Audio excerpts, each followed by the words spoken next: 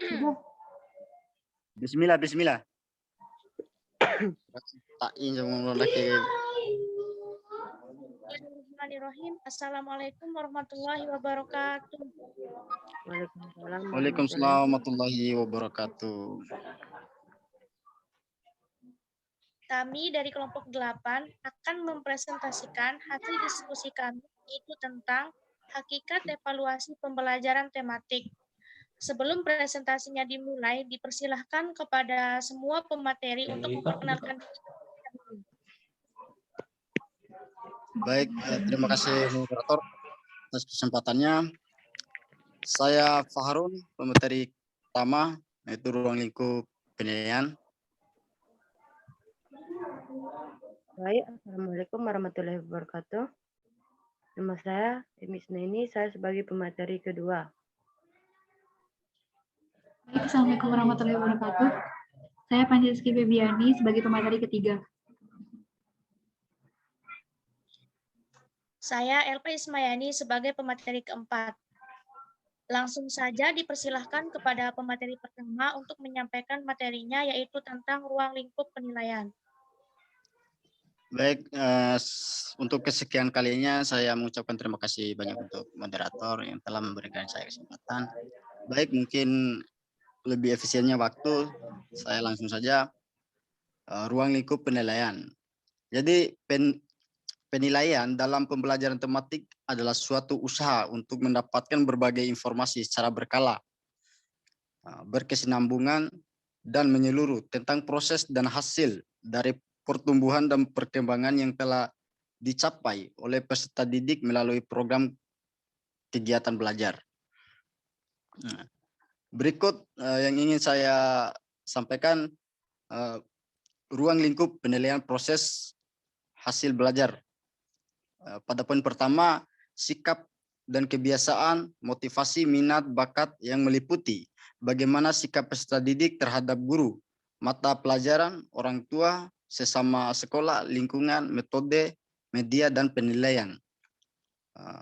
Poin kedua, pengetahuan dan pemahaman peserta didik terhadap bahan pelajaran yang meliputi apakah peserta didik sudah mengetahui dan memahami tugas-tugasnya sebagai warga negara, warga masyarakat, warga sekolah, dan sebagainya. Poin terakhir itu perkembangan jasmani kesehatan yang meliputi apakah jasmani peserta didik sudah berkembang secara harmonis, apakah peserta didik sudah mampu menggunakan anggota-anggota badannya dengan sekatan, apakah peserta didik dalam olahraga sudah memulai syarat-syarat yang ditentukan, apakah peserta didik sudah dapat membiasakan diri hidup sehat. Mungkin sekian yang bisa saya sampaikan, lebih dan kurangnya saya mohon maaf. Baik, langsung saja saya kembali ke moderator.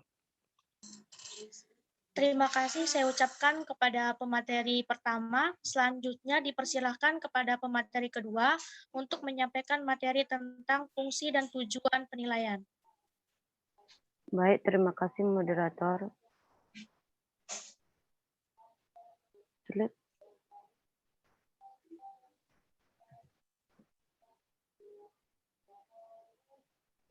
Baik, terima kasih. Saya akan melanjut pemateri pertama tentang tujuan penilaian. Ada beberapa tujuan penilaian. Yang pertama, mengetahui ketercapaian indikator yang telah ditetapkan. Yang kedua, memperoleh umpan balik bagi guru untuk pengetahuan hambatan yang terjadi dalam pembelajaran maupun efektivitas pembelajaran.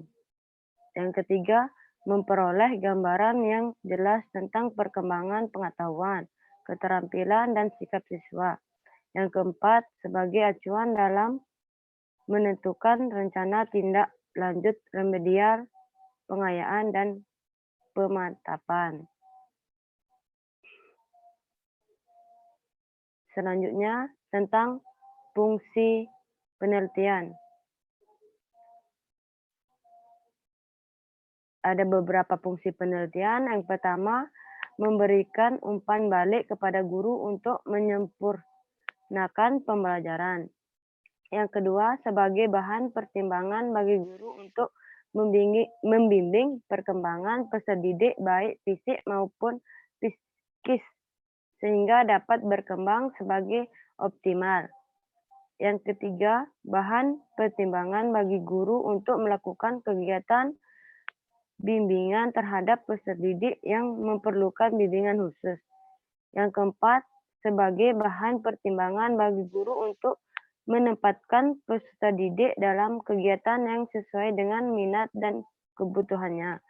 Yang kelima, memberikan informasi bagi orang tua tentang perkembangan yang telah dicapai oleh peserta didik sebagai pertanggungjawaban. Yang keenam, sebagai informasi kepada orang tua untuk menyesuaikan pendidikan keluarga dengan proses pembelajaran di sekolah. Yang terakhir, yang ketujuh, sebagai bahan masuk bagi berbagai pihak dalam rangka pembinaan selanjutnya terhadap peserta didik. Cuma itu yang bisa saya sampaikan. Saya kembalikan ke moderator. Terima kasih saya ucapkan kepada pemateri kedua. Selanjutnya akan disampaikan oleh pemateri ketiga, yaitu tentang prinsip-prinsip penilaian. Baik, saya pemateri ketiga akan menjelaskan tentang prinsip-prinsip penilaian.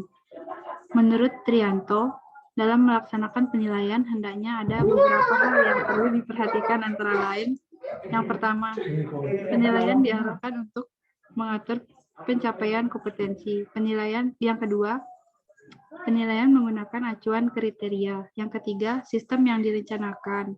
Yang keempat, hasil penilaian dianalisis untuk menentukan tindak lanjut.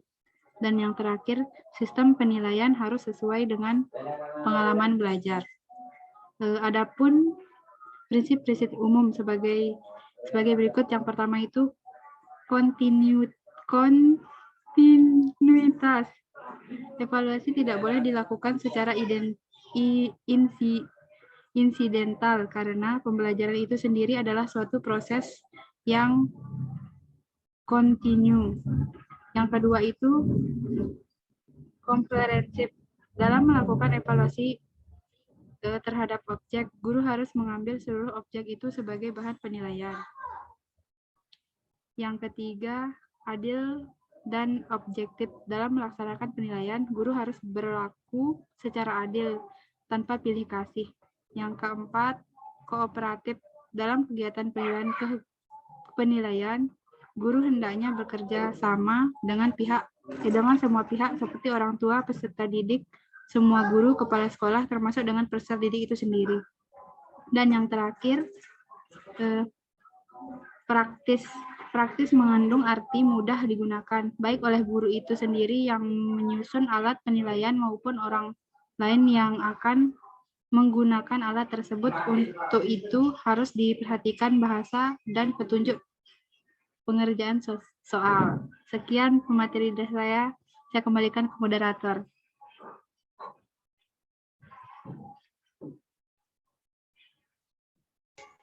Terima kasih saya ucapkan kepada pemateri ketiga. Selanjutnya akan disampaikan oleh saya sendiri, yaitu mengenai manfaat penilaian.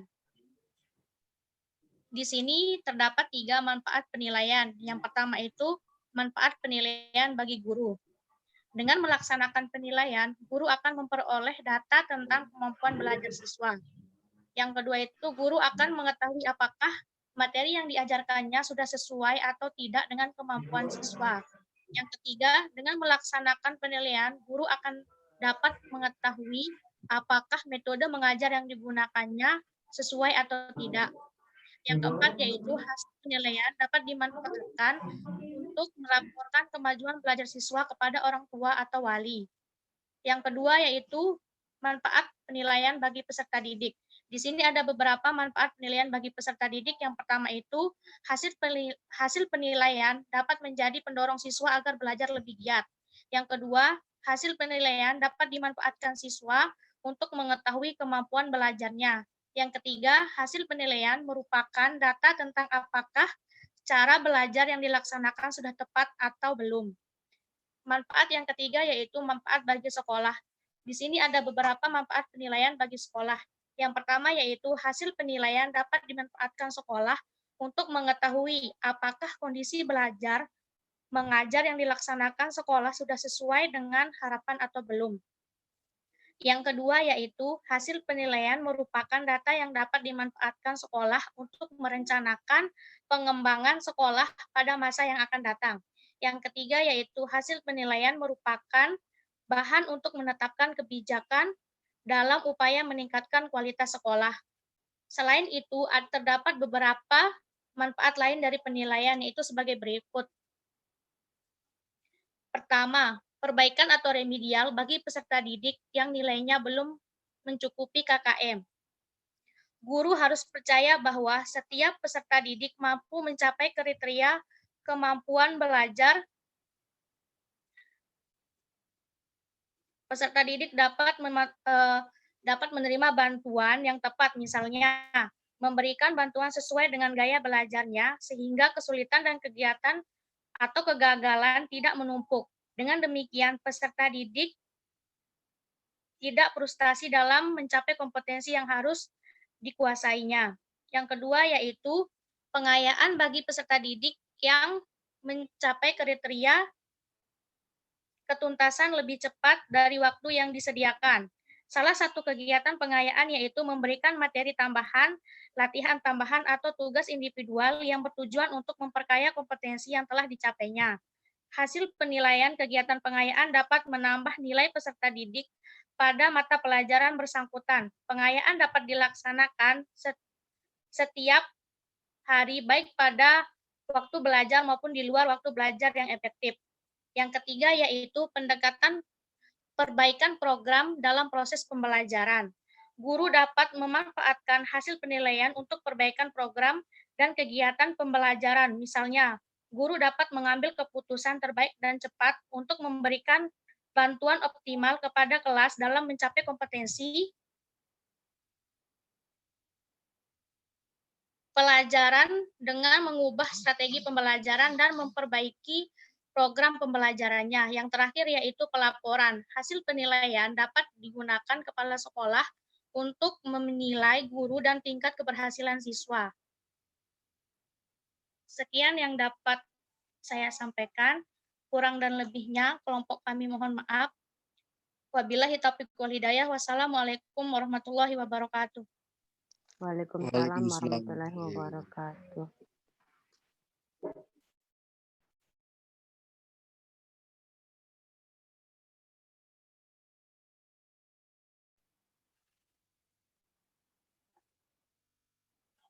Fani sudah boleh di stop recording.